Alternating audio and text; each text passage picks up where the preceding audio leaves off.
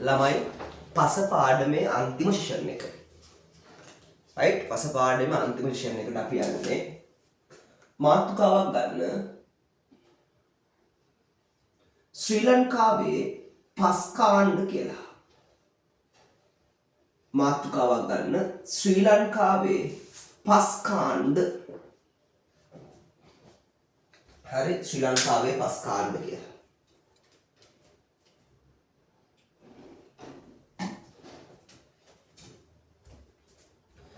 right, දැන් ඔයා බලන්න ළමයි ලංකාවේ තියෙන පස අපි පස් කාණ්ඩ 14කට වර්ග කරලා තියෙනවා. අය බලමු මුලින්ම කොහොමද මේ විදිහට වර්ග කරලා තියෙන්නේ කියලා. චුට්ටක් මතක් කරන්නකෝ පසක් හැදෙන්නේ කොහොමද කියලා. පසක් නිර්මාණය වෙන්නේ කොහොමද කියලා මතක් කරමුකෝ. දරුවනේ පසක් නිර්මාණය වෙනවා කිව්වේ කොහොමද? පෘථුවිය මත තියෙනවා කිව්ව මොනවද? පෘථුවිය මත තියෙනවා කිව්ව පාෂාණ. අන්නේ පෘථුවියේ තියෙන පාෂාණ වලින් හදනවා කිව්ව මොනවද? පාෂාණ මාතෘ ද්‍රව්‍ය නේද? ඔව්. මේ විදිහට පෘථුවියේ තියෙන පාෂාණ වලින් මාතෘ ද්‍රව්‍ය සෑදීමට අපි කිව්ව මොකක් කියලාද? පාෂාණ ජීර්ණය කියලා. ඊට පස්සේ මේ මාතෘ ද්‍රව්‍ය වලින් හැදුන මොකක්ද? පස. මේ විදිහට පාෂාණ මාතෘ ද්‍රව්‍ය වලින් පස සෑදීමට අපි කිව්ව පාංශු ජනනය කියලා. ඔය විදිහටනේ පසක් හැදුනේ පුතේ. දරුවෝ මේ පාෂාණ මාතෘ ද්‍රව්‍යයෙන් පස සෑදීමට ඒ කියන්නේ පාංශු ජනනය කෙරෙහි බලපානවා කිව්වා සාධක පහක්. සාධක පහක් බලපානවා. මේවා ඇග්‍රි වල තියෙන BST වලට අවශ්‍ය නැහැම. පාංශු ජනන සාධක පහක්. මොකක්ද මේ පාංශු ජනන සාධක පහ? ඒ තමයි පුතේ පසක් නිර්මාණය වීම කෙරෙහි ඒ පස නිර්මාණයට දායක වන මාතෘ ද්‍රව්‍ය වැදගත් වෙනවා. ඊට පස්සේ කාලය. ඊට පස්සේ භූවිෂමතාවය. ඊළඟට දේශගුණික සාධක සහ ජෛව සාධක බලපානවා. දේශගුණික සාධක සහ ජෛව සාධක බලපානවා. පුතේ යම් සාධකයක් පස නිර්මාණය කෙරෙහි එක එල්ලේ බලපානවා නම් යම් සාධකයක් පාංශු ජනනය කෙරෙහි එක එල්ලේ බලපානවා නම් අපි ඒ සාධකවලට කියනවා දරුවෝ සක්‍රිය සාධක කියලා. මොන සාධකද? සක්‍රිය සාධක කියලා. ඒ අනුව මගේ පුතේ මෙන්න මේ දේශගුණික සාධක සහ ජෛව සාධක දේශගුණික සාධක සහ ජෛව සාධක අපි සලකනවා සක්‍රිය සාධක කියලා. මේ දෙන්න තමයි පාංශු ජනනය කෙරෙහි එක එල්ලේ බලපාන්නේ. සාමාන්‍ය පුතේ පසක් හැදෙන්නේ කාලයක් තිස්සේ මේ පාෂාණ මාතෘ ද්‍රව්‍ය වලට කාබනික ද්‍රව්‍ය එකතු වීමේ ප්‍රතිඵලයක් ලෙස තයපතේ පස හැදෙන්නේ. මේ සාධක ඍජුව බලපානවා. මේ සාධක තුන එක එල්ලේ බලපාන්නේ නැහැ. අපි මේ සාධක වලට කියනවා අක්‍රිය සාධක කියලා. එතකොට මම කෝ පාංශු ජනනය කෙරෙහි මූලික වශයෙන් බලපාන ඍජුව බලපාන සාධක දෙක තමයි දේශගුණික සාධක සහ ජෛව සාධක. දරුවෝ ලංකාවේ හැම ප්‍රදේශයකටම එක වගේ දේශගුණික සාධක බලපාන්නේ නැහැ. නුවරඑළියේ පවතින උෂ්ණත්වයට වඩා යාපනයේ පවතින උෂ්ණත්වය වෙනස් පුතේ. තේරුණාද? යාපනයේ පවතින උෂ්ණත්වයට වඩා නුවර උෂ්ණත්වය වෙනස් පුතේ. මාතරට වහින වැස්ස නෙවෙයි පුතේ මොනරාගලට වහින්නේ. වර්ෂාපතනයේ ව්‍යාප්තිය වෙනස් පුතේ. අන්න දේශගුණික සාධක වල බලපෑම ප්‍රදේශයෙන් ප්‍රදේශයට වෙනස් වෙනවා පුතේ. ඒ වගේම ඔයාලා හොඳ වියලි කලාපයේ පවතින වෘක්ෂලතාවල ස්වභාවය නෙවෙයි පුතේ තෙත් කලාපයේ තියෙන. දැන් හිතන්න කොහේම සින්නරාජ වගේ වැසි වනාන්තරයක තියෙන වෘක්ෂලතාවල ස්වභාවය යාල වගේ කැලෑවක තියෙන වෘක්ෂලතාවල ස්වභාවය වෙනස්. එතකොට මේ ජෛව සාධකවල ස්වභාවය ජෛව සාධකවල බලපෑමත් ලංකාවේ ප්‍රදේශයෙන් ප්‍රදේශයට වෙනස් වෙනවා. මේ විදිහට පසක් තැනීම කෙරෙහි බලපාන දේශගුණික සාධක සහ ජෛව සාධක වල බලපෑම ප්‍රදේශයෙන් ප්‍රදේශයට වෙනස් වන නිසා ඒ අනුව හැදෙන පසේ ස්වභාවයත් ප්‍රදේශයෙන් ප්‍රදේශයට මොකද වෙන්නේ පුතේ වෙනස් වෙනවා. ප්‍රදේශයෙන් ප්‍රදේශයට වෙනස් වෙනවා. ඔයා මතක තියාගන්න පාන බොක්කේ විසින් හරිද අපි කියනවා පාන බොක්කේ සහ මුවමන් කියන විද්‍යාඥයින් දෙදෙනා විසින් පාන බොක්කේ සහ මුවමන් කියන විද්‍යාඥයින් දෙදෙනා විසින් අපේ ලංකාව ඒ කියන්නේ පස නිර්මාණය කෙරෙහි පස තැනීම කෙරෙහි බලපාන සාධකවල ස්වභාවය මත පසේ ලක්ෂණ වෙනස් වෙනවා. අන්නේ පාන්තු ලක්ෂණවල ස්වභාවය පදනම් කරගෙන පාන බොක්කේ සහ මුවමන් විසින් ලංකාව මහා පස්කාණ්ඩ පුතේ මහා පස්කාණ්ඩ 14කට වර්ගීකරණය කරලා තියෙනවා. මහා පස්කාණ්ඩ 14කට වර්ගීකරණය කරලා තියෙනවා. අපි මේ පස්කාණ්ඩ 14ම ගන්නේ නැහැ. හරි? රයිට්. අපි ඉස්සෙල්ලා මෙන්න මෙහෙම ලියමු. අපි ලියමු.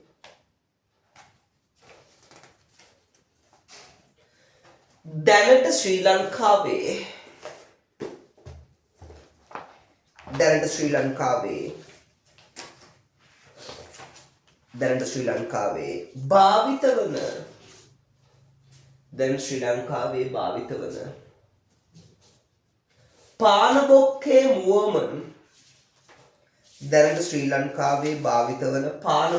මුවමන් දැනට ශ්‍රී ලංකාවේ භාවිත වන පාන බොක්කේ මුවමන් පාංශු වර්ගීකරණයට අනුව දැනට ශ්‍රී ලංකාවේ භාවිත වන පාන බොක්කේ මුවමන් පාංශු වර්ගීකරණයට අනුව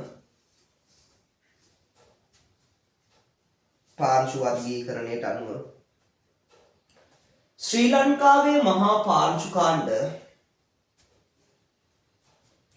ලංකාවේ මහා පාංශුකාණ්ඩ 14ක් ඇත.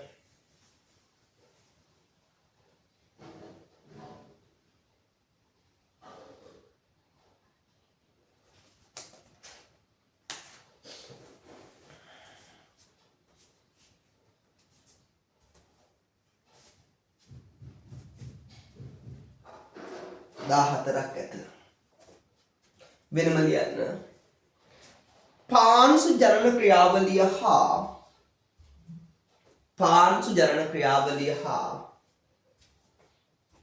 පාංශු ජනන ක්‍රියාවලිය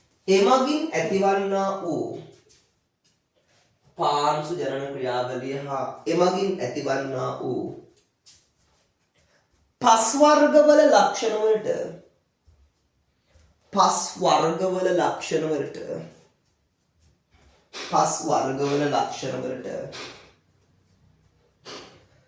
ප්‍රධාන වශයෙන් බලපෑම් ඇති කරනු ලබන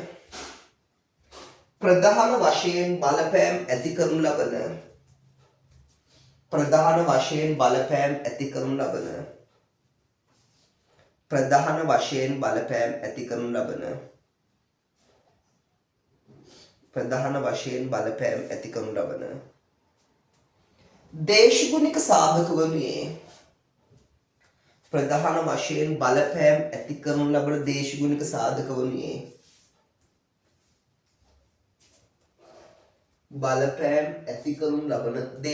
සාධක වනුයේ වර්ෂාපතනය හා උෂ්ණත්වයයි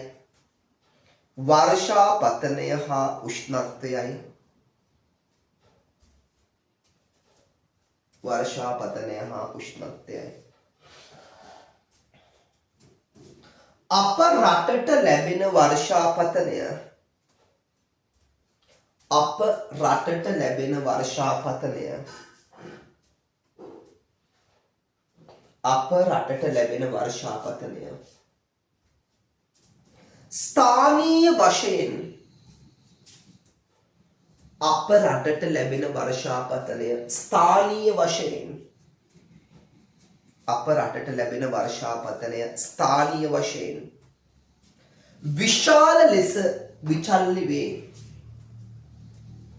අප රටට ලැබෙන වර්ෂාපතනය ස්ථානීය වශයෙන් විශාල ලෙස විචල්්‍ය වේ. එම නිසා එක් එක් කෘෂි පාරිසරික කලාප තුළ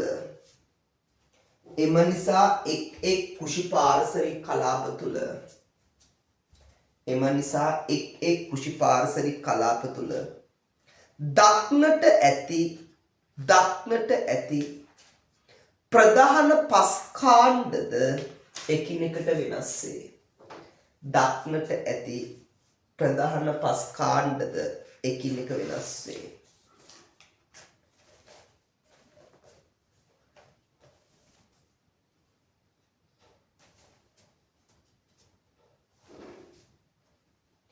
වෙන යන ශ්‍රී ලංකාවේ දැකිය හැකි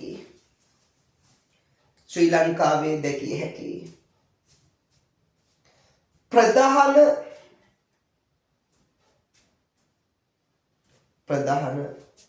මහා පස්කාණ්ඩ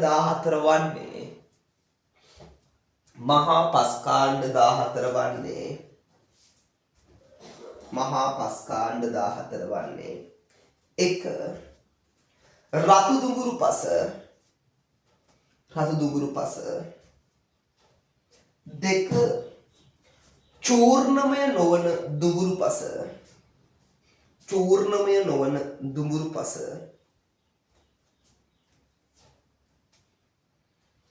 තුන රතු කහ පොඩ්සොලික් පස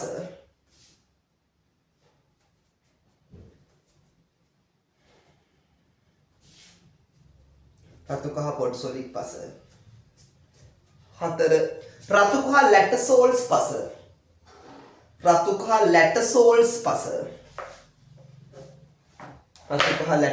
පස රතු දුඹුරු ලැටසොලික් පස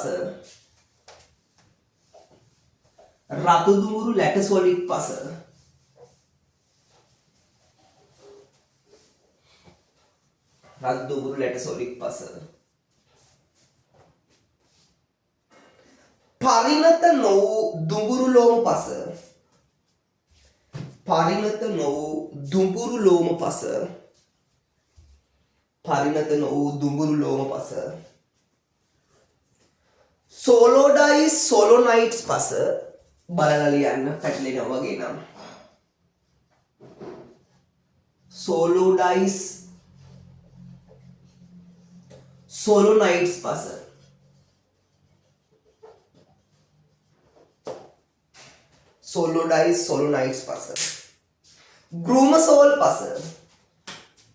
ග්‍රූම සෝල්ස් පස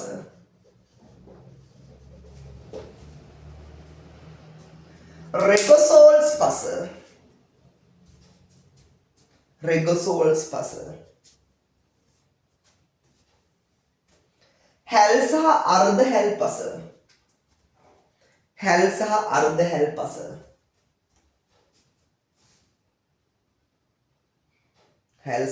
හැල් පස දුර්වල ජල වහනතා දියසිරු පස දුර්වල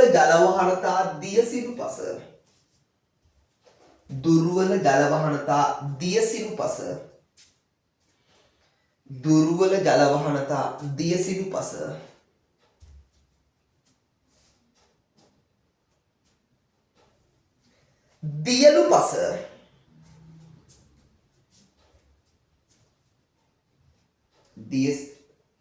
දියලු පස පොඩ්සොලික් පස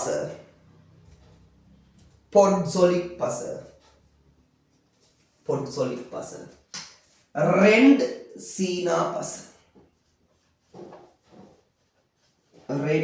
සීනා පස right අපිට අදාළ පස් කාණ්ඩ ටික අපි කතා කරමු පුතේ. මුලින්ම අපි ගමු රතු දුඹුරු පස. මාතෘකාවක් ගන්න. රතු දුඹුරු පස.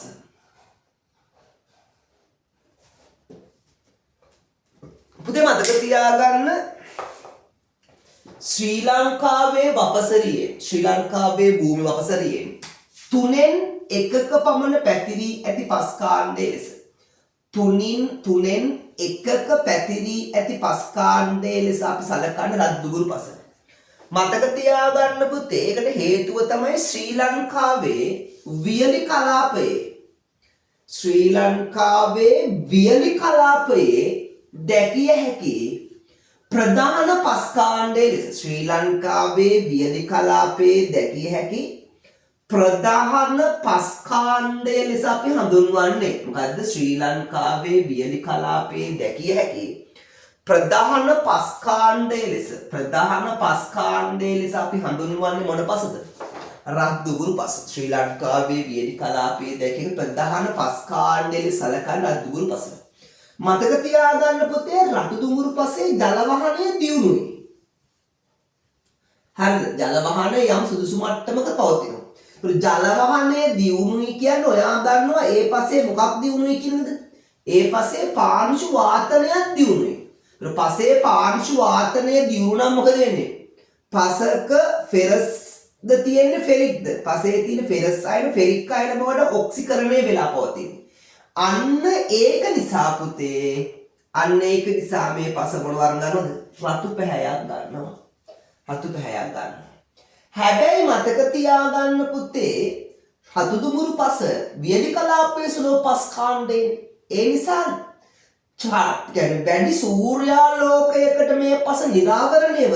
වැඩි සූර්යාලෝකයකට මේ පස නිරාවරණය වන නිසා මේ පසෙහි තිබෙන කාබනික ද්‍රව්‍ය ආදිය මොකට ලක් වෙනවද? පිලිස්සීමට ලක් වෙනවා. මේ පසේ තිබෙන කාබනික ද්‍රව්‍ය ආදිය පිලිස්සීමකට ලක් වෙලා තියෙන්නේ. ඒ වගේම පුතේ මතක තියාගන්න සාමාන්‍ය රද්දුඹුරු පස වියලි විට තදයි. අගෝස්තු මාසයේ මො වියලි කලාපයේ සීසාන්න බැරි ඒකයි. පස වියලි විට තදයි. තෙත් විට ඇලෙන සුළුයි. මෙයා ඇලෙන සුළු ස්වභාවයක් ගන්නවා. හරි, ඊළඟට මතක තියාගන්න පුතේ රතුදුඹුරු පසේ pH අගය. රතුදුඹුරු පසේ pH අගය 6.5. සාමාන්‍ය කියන උදාසීනයි. හරි, විද්‍යුත් සංනායකතාවය සෙන්ටිමීටරයට මිලිසීමන්ස්. හරි, සෙන්ටිමීටරයට මිලිසීමන්ස්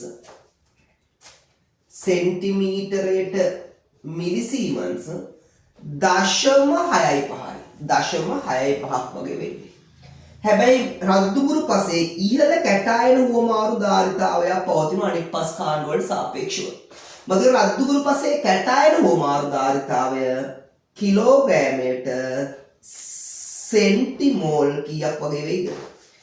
කිලෝග්‍රෑමයක සෙන්ටිමෝල් 10ක් 20ක් වගේ ඉහළ අගයක් ගන්නවා. ඒ කියන්නේ අනෙකුත් පස් වලට වඩා රතුදුඹුරු පසෙහි කැටායන හුවමාරු ධාරිතාවය මොකද වෙන්නේ පුතේ? වැඩි. ඔන්න ඔය ටික ඔයා මතක තියාගන්න රතුදුඹුරු පස යටතේ. හරිද? රයිට්, අපි ලියමු. ශ්‍රී ලංකාවේ බහුලව දක්නට ලැබෙන පස් කාණ්ඩය වේ. ශ්‍රී ලංකාවේ බහුලව දක්නට ලැබෙන පස් කාණ්ඩය වේ. ශ්‍රී ලංකාවේ බහුලව දක්නට ලැබෙන පස් කාණ්ඩය වේ.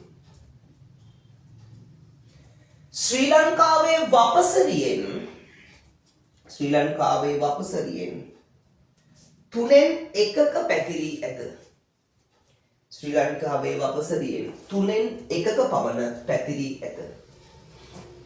ශ්‍රී ලංකාවේ වපසරියෙන් තුනෙන් එකක පමණ පැතිරී ඇත.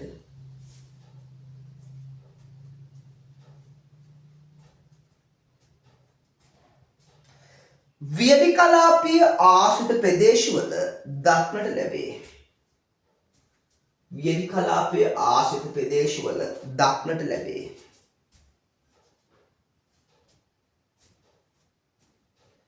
පසේ ජල වහනය සුදුසු මට්ටමක පවතී.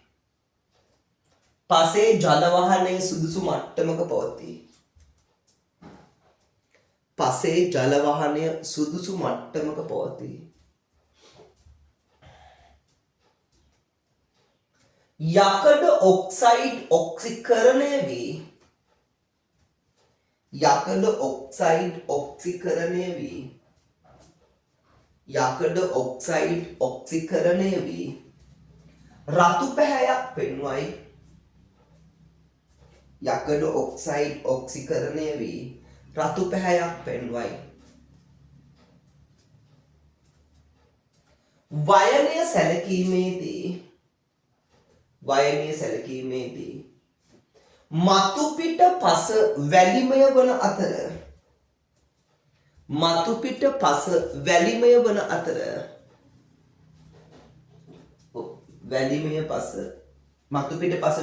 අතර ගැඹුරට යෑමේදී මැටි බව වැඩි වේ. ගැඹුරට යෑමේදී මැටි බව වැඩි වේ.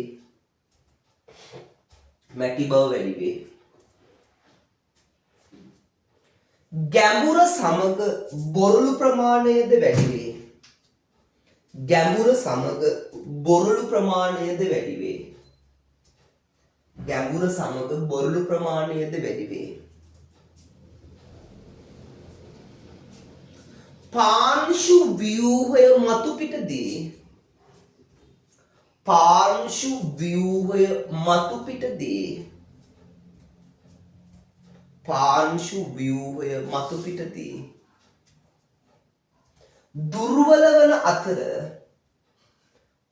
ව්‍යුහය මතු පිටදී දුර්වල වන අතර ගැඹුරට යත්ම ස්ථායීතාව වැඩි වේ.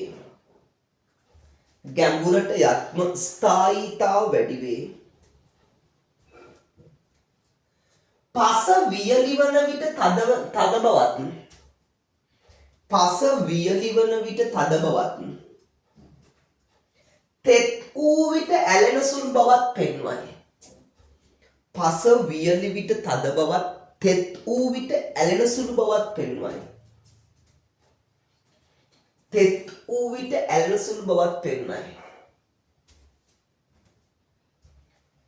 pH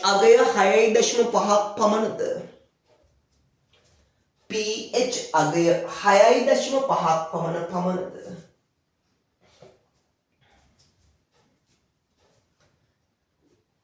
EC නැත්නම් විද්‍යුත් සන්නායකතාවය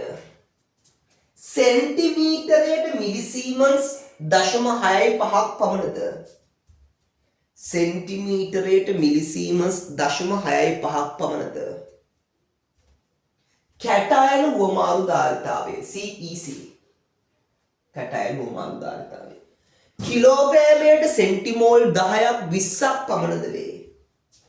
කිලෝග්‍රෑමයට සෙන්ටිමෝල් 10ක් 20ක් පමණද වේ.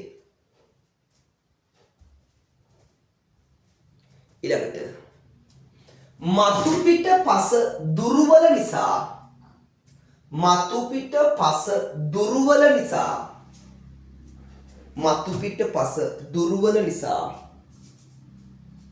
පාංශු සංරක්ෂණ ක්‍රම අවශ්‍ය වේ.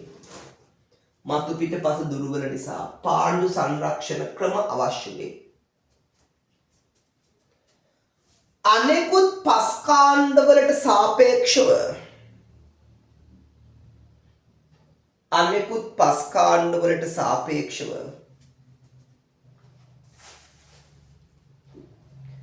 කැටයන හුවමාරු ධාරිතාවය වැඩිය.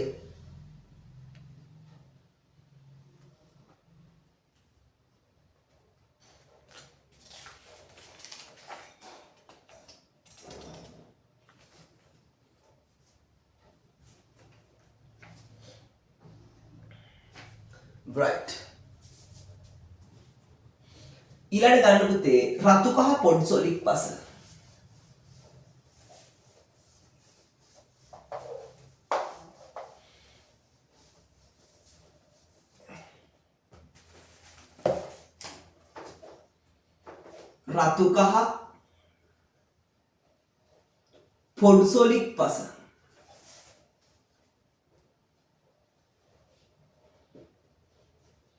රතු කහ පොඩ්සොලික් පස. පුතේ රතු කහ පොඩ්සොලික් පස. වා මතක තියාගන්න ශ්‍රී ලංකාවේ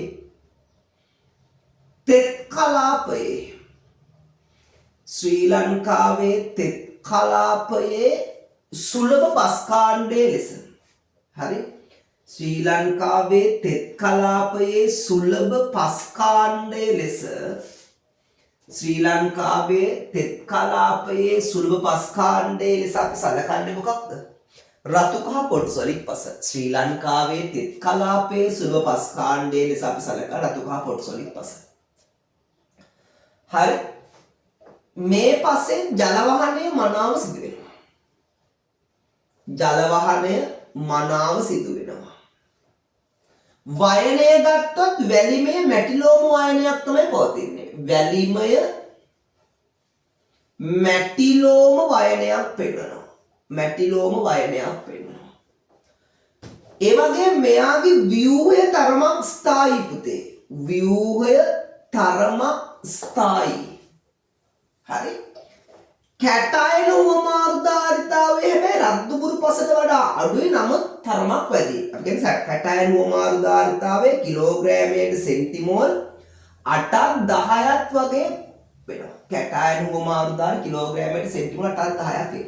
තෙත් කලාපයේ සුලභ පස් කාණ්ඩයනේ නිරන්තරයෙන් වර්ෂාපතනය පතිත වෙනවනේ. ඒ නිසා පසේ තියෙන භාෂ්මික කැටායන සේදී යාමත් පසට එච්.අයන එකතු වීම ආදියත් නිසා මේ පස ආම්ලික ස්වභාවයක් ගන්න පුතේ. ආම්ලිකයි pH අගය අඩුයි.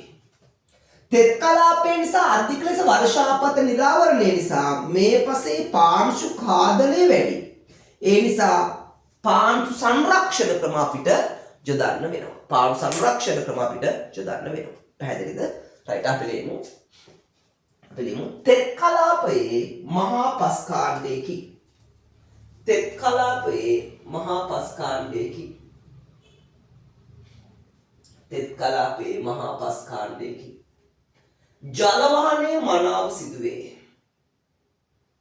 ජල වහනය මනාව සිදුවේ.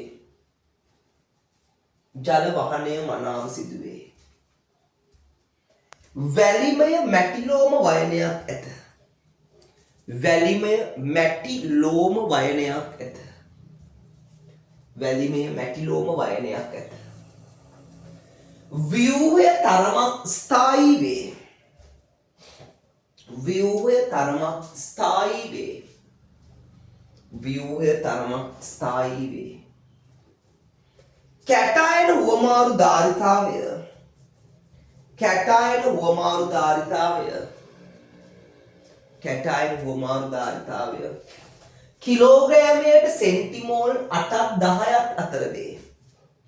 කැටායන හුවමාරු ධාරිතාවය කිලෝග්‍රෑමයට සෙන්ටිමෝල් 8ක් 10ක් අතර වේ. pH අගය අඩු නිසා ආම්ලික බවක් පෙන්වයි. pH අගය අඩු නිසා ආම්ලික බවක් පෙන්වයි. පාංශු ඛාදනය අධික නිසා පාංශු ඛාදනය අධික නිසා පාංශු ඛාදනය අධික නිසා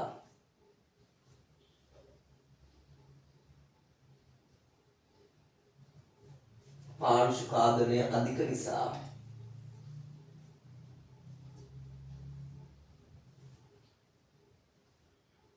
පාංශු සංරක්ෂණ ක්‍රම යෙදීමට සුදුසු. පාංශු සංරක්ෂණ ක්‍රම යෙදීම සුදුසු වේ. පාංශු සංරක්ෂණ ක්‍රම යෙදීමට සිදු වේ.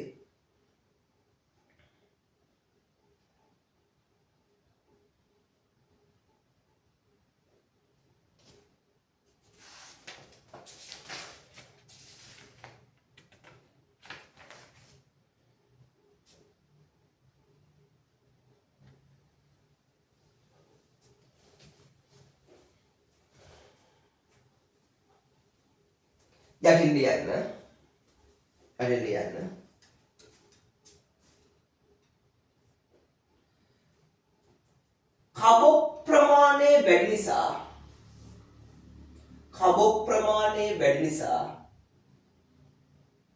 කබොක් ප්‍රමාණය වැඩි නිසා ගොඩනැගිලි සඳහා කබොක් කුට්ටි කැපීමට භාවිත වේ. ගොඩනැගිලි සඳහා කබොක් කුට්ටි කැපීමට භාවිත වේ. කබොක් කුට්ටි කැපීමට භාවිත වේ. තේ පළතුරු භෝග ආර්ථික වනවගා සඳහා සුදුසුය. තේ පළතුරු භෝග ආර්ථික වනවගා සඳහා සුදුසුය.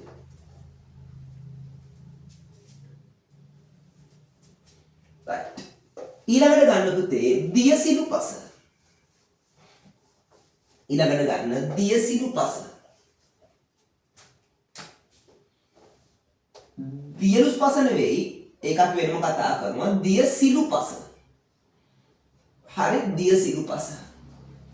පුතේ දියසිලු පස ගත්තාම පස් ශ්‍රී ලංකාවේ වියලි කලාපය සහ තෙත් කලාපය කියන දෙකෙහිම දක්නට ලැබෙනවා. මේ පස නිරන්තරයෙන් ජලයෙන් යට වෙලා පවතින නිසා මේ පස්සේ අපි කියන ජල වහනය දුර්වලයි.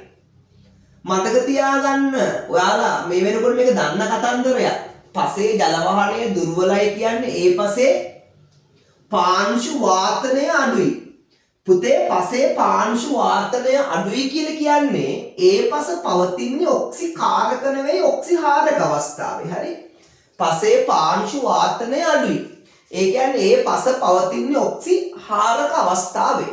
පස ඔක්සිහාරක අවස්ථාවේ පවතින නිසා ඒ පස අලු පැහැයක් තමයි ගන්නෙ. අලු පැහැයක් ගන්නවා. වයනය ගත්තොත් මැටි ලෝම වයනයක් පෙන්වනවා. මැටි ලෝම වයනයක් පෙන්වනවා. ජල වහනය දුර්වලයි. අන්න ඒක නිසා මෙයාගේ නිශ්චිත ව්‍යුහයක් නෑ පුතේ.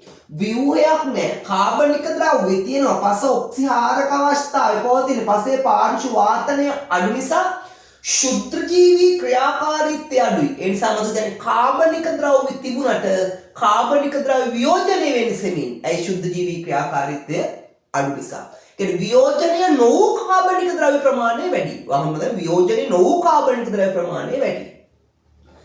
හැබැයි ඉහළ කැටායන හුවමාරු ධාරිතාවයක් මෙයා පෙන්නනවා. සාමාන්‍ය කිලෝග්‍රෑමයකට සෙන්ටිමෝල් 15ක් 30ක් වගේ ඉහළ කැටායන හුවමාරු ධාරිතාවයක් පුතේ මෙයා පෙන්නනවා. ඉහළ කැටායන හුවමාරු ධාරිතාවයක් පෙන්නනවා. කොයි පුතේ දියසිලු පස.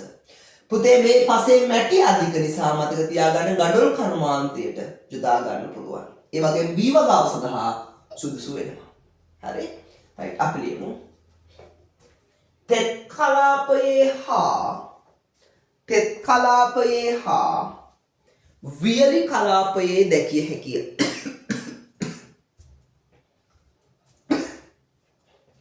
තෙත් කලාපයේ හා වියලි කලාපයේ දැකිය හැකිය. ජල වහනය දුර්වල නිසා යකඩ ඔක්සයිඩ් එහෙම නැත්නම් අයර්න් ඔක්සයිඩ් ඔක්සිහරණ අවස්ථාවේ පවතී. යකඩ ඔක්සයිඩ් එහෙම නැත්නම් අයර්න් ඔක්සයිඩ් ඔක්සිහරණ අවස්ථාවේ පවතී. ඒ නිසා වර්ණය අලු පැහැවේ.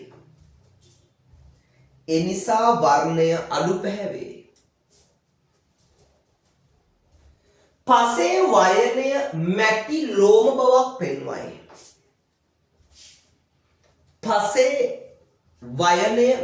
ලෝම බවක් පෙන්වයි.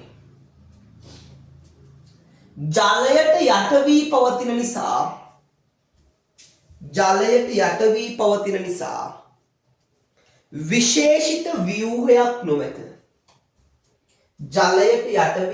නිසා විශේෂිත ව්‍යුහයක් නොමැත. ජලයෙන් සම්තෘප්ත නිසා නිර්වාවු තත්ත්ව පෙන්වයි.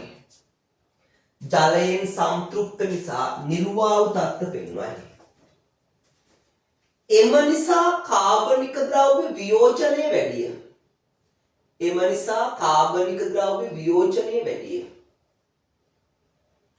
නමුත් කාබනික ද්‍රව්‍ය ප්‍රමාණය වැඩිය.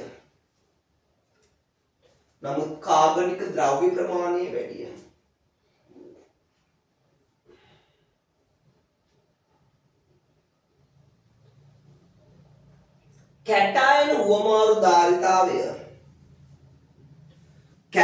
හුවමාරු ධාරිතාවය කිලෝග්‍රෑමයට සෙන්ටිමෝල් 15ක් 30ක් අතර වේ. කැටායන හුවමාරු ධාරිතාවය කිලෝග්‍රෑමයට සෙන්ටිමෝල් 15ක් 30ක් අතර වේ.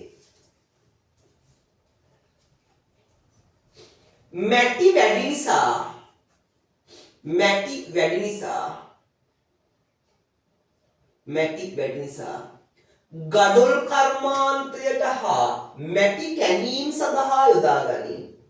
මැටි වැඩි නිසා ගඩොල් කර්මාන්තයට හා මැටි කැණීම් සඳහා යොදා ගනී. වී වගාවට ඉතා සුදුසුය.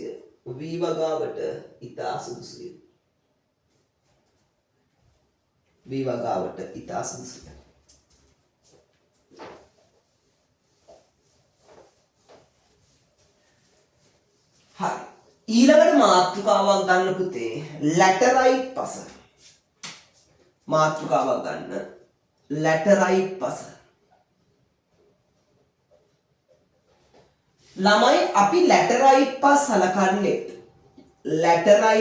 සලකන්නේත් මොන පසක් කියලාද? ජල වහනය දුර්වල පසක් කියලා. හරි. ජල වහනය දුර්වල පසක් ලෙස අපි සලකනවා. ඒ වගේම පුතේ මෙයාගේ pH අගය අඩුයි. හැබැයි මෙයාගේ කැටායන හුවමාරු ධාරිතාවය CEC වැඩි පුතේ. කැටායන හුවමාරු ධාරිතාව වැඩි. මතක තියාගන්න ලැටරයිට් පස්සේ යකඩ හා ඇලුමිනියම් අධිකව පවතිනවා. මේ යකඩ සහ ඇලුමිනියම් අධිකව පවතින නිසා ජල පිරිපහදුවටත් යකඩ නිස්සාරණය සඳහාත් අපි යොදා ගන්නවා මොන පසද? ලැටරයිට් පස. පැහැදිලිද? රයිට් ලියමු.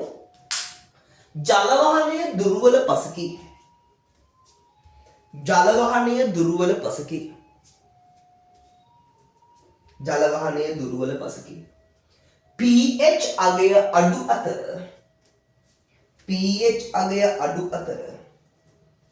pH අගය අඩු අතර CEC කැටායන හුවමාරු ධාරිතාවය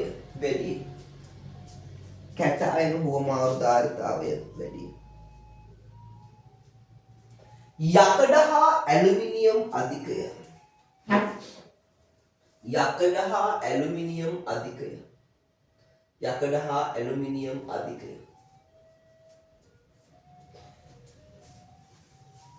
එම නිසා අපජලය පිරිපහදුවට යොදා ගනී.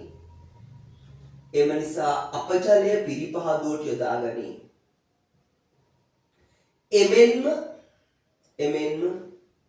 ඇලුමිනියම් යකඩ හා නිකල් නිස්සාරණයටද යොදා ගනී.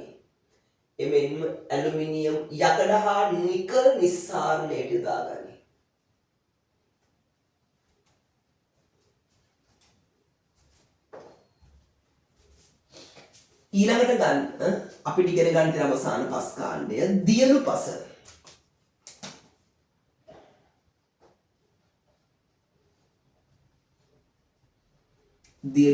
පුතේ ඔයාගේ ගුරුවත් පොතට අදාළව මේක මේ ගුරුවත් පොත 12 වසර පුතේ අප්ඩේට් වුණා. හරිද? අදාළව අප්ඩේට් වුණාන් පස්සේ අදාළව තියෙන පස් කාණ්ඩය මේ ටික. හොඳයි? දියලු පස. පුතේ ඕනම කලාපයක දැකිය හැකි පස් කාණ්ඩයක් විතර අපි සලකන්නේ. සාමාන්‍යයෙන් ඔය ගංගා නිම්න ආශ්‍රිතව හරිද? ගංගා නිම්න ආශ්‍රිතව දක්නට ලැබෙන පස් කාණ්ඩය තමයි අපි සලකන්නේ දියලු පස් කියන්නේ. ගංගා ඇලදොල ආදී පහත් බිම්වල දෙපස මේ දක්නට ලැබෙන පස් කාණ්ඩය තමයි දියලු පස කියලා කියන්නේ. මේ කාබනික ද්‍රව්‍ය නිරන්තරයෙන් ගසාගෙන කාබනික ද්‍රව්‍ය මේකේ තැම්පත් වෙන නිසා කාබනික ද්‍රව්‍ය සුලභයි. හැබැයි මේ පසේ ජල වහනය දුර්වලයි පුතේ. ඒ නිසා ගොඩක් වෙලාවට මේ පසේ වී වගාවට සුදුසු පසක් ලෙස සලකන්න පුළුවන්. මෙයා දියසුළු පස වගේ දියලු පසත් වී වගාවට සුදුසුයි කියලා කියන්න පුළුවන්. හරි? රයිට් ලියන්න. ගංගා ඇලදොල දෙපස වූ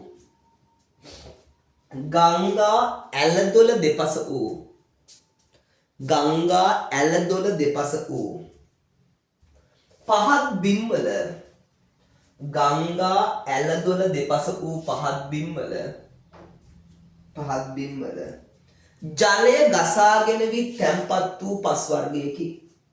ගංගා ඇලදොල දෙපස වූ පහත් බිම්වල ජලය ගසාගෙන විත් ජලය ගසාගෙන වී තැම්පත් වූ පස් වර්ගයකි.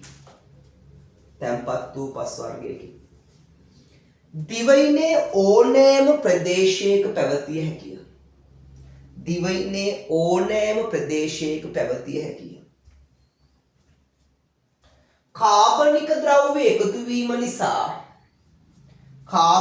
ද්‍රව්‍ය එකතු වීම නිසා සමහර ස්ථාන තද වර්ණයක් ගනී. කාබනික ද්‍රව්‍ය එකතු වීම නිසා සමහර ස්ථාන තද වර්ණයක් ගනී. පෝෂක බහුල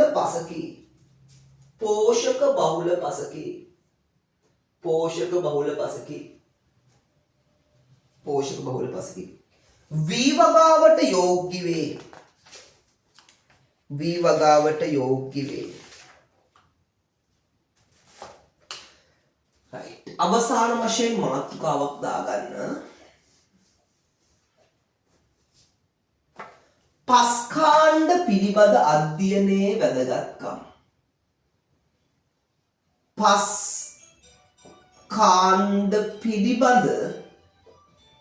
පස්කාණ්ඩ පිළිබඳ අධ්‍යයනයේ වැදගත්කම. පස්කාණ්ඩ පිළිබඳ අධ්‍යයනයේ වැදගත්කම. හරි. මොකද පුතේ පස්කාණ්ඩ අධ්‍යයනයේ වැදගත්කම? එකක් තමයි මේ විදිය දැන් ඔයා දන්නවා රතු දුඹුරු පසේ කැටායන හුමාරු ධාරිතාවය කොහොමද? රතු කහ පොඩ්සොලික් පසේ කැටායන හුමාරු ධාරිතාවය කොහොමද? වයනය කොහොමද? අපිට මේව දැනගන්න පුළුවන්. මෙසේ වයනය, කැටායන හුමාරු ධාරිතාවය, පසේ ජල වහනයේ ස්වභාවය දැන ගැනීමෙන් ඊට අනුකූලව අපිට පුතේ භෝග තෝරා ගැනීම කරන්න පුළුවන්. භෝග තෝරා ගැනීම අපිට කරන්න පුළුවන්. භෝග තෝරා ගැනීමේදී වැදගත් වෙනවා. ඒ වගේම පුතේ භෝග තෝරාගෙන අපි ඉඩම් කොහොමද භූමි භාවිතයට ගන්න ඕනි විදිය කියන්නේ ඉඩම් පරිහරණ රටා පිළිබඳව අවබෝධයක් ගන්න පුළුවන්. ඉඩම් පරිහරණ රටා තෝරා ගැනීමේදී වැදගත් වෙනවා. දැන් අපි කිව්වා රතු කහ පොඩ්සොලික් පසේ වාර්ෂික වර්ෂාපතනය වැඩි නිසා يعني රතු කහ පොඩ්සොලික් පස ප්‍රධාන වශයෙන් දක්නට ලැබෙන තෙත් කලාපේ. ඒ නිසා ළමයි වර්ෂාපතනය වැඩි. වර්ෂාපතනය වැඩි නිසා පාංශුකාපනය වීමේ හැකියාව වැඩි. රතු කහ පොඩ්සොලික් පසට වැඩිපුර මොනවද දන්නවද? පාණ්ඩු සංරක්ෂණ ක්‍රම යොදන්නට ඕනේ. අන්න පාණ්ඩු සංරක්ෂණ ක්‍රමයේ දීමේදී වැදගත් වෙනවා. එතකොට වියලි කලාපය වියලීනි ගොඩකට. ඒ නිසා අපිට ජල සම්පාදනය වැඩිපුර ගන්නවා. ජල සම්පාදන ක්‍රම සැලසුම් කිරීමේදී වැදගත් වෙනවා. ඒ නැගීම ගොඩනැගිලි ඉදිකිරීම ආදී කටයුතු වලදී අපිට පස්කාණ්ඩ පිළිබඳ අධ්‍යයනය පුතේ වැදගත් වෙනවා. right. අපි ලියමු 1. පසට අනුකූලව භෝග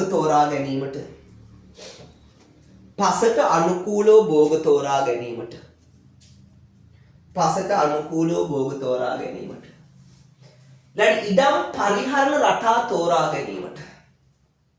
ඉඩම් පරිහරණ රටා තෝරා ගැනීමට. ඊළඟට පාංශු සංරක්ෂණ ක්‍රම භාවිතයට.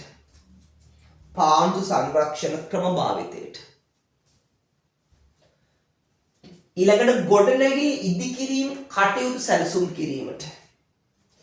ගොඩනැගිලි ඉදිකිරීම කටයුතු සැලසුම් කිරීමට. ඊළඟට ජල සම්පාදන ක්‍රම සැලසුම් කිරීමට. right. ඔතනින් පස පාඩම සමාප්ත වෙනවා.